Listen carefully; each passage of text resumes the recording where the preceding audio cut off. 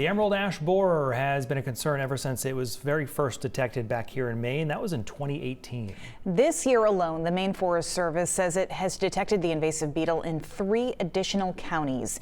And if you want to see the kind of damage the ash borer can do, just go to a postage stamp of a park in North Yarmouth, Bastion Park, where the town is now dealing with its first infestation on town property. News Center Maine's Sam Olson gives us a look.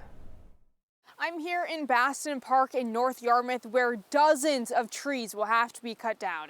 You can see this tree here is infected with emerald ash borer. You can see the S-shaped tunneling here in the bark. And unfortunately, this tree isn't unique here.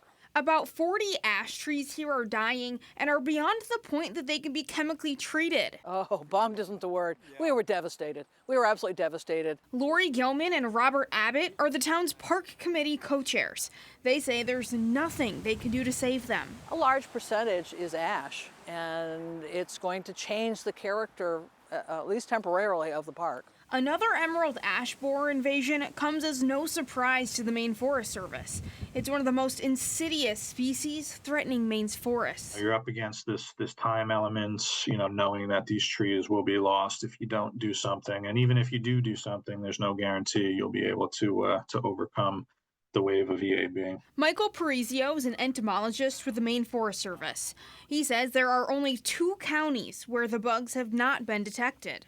He says ash trees make up just about 2% of all the trees in Maine, but in some areas, you have a lot of these big concentrations of ash, pockets, if you will, on the landscape. And so, when EAB populations build up in one of those, the effects are disastrous. Gilman and Abbott are getting a glimpse of what that looks like. Some trees safe from the saw are marked in orange. The rest will have to go. If there's any good news from this whole thing, we are gonna harvest the seeds, and it will enable us to plant more diverse trees in here.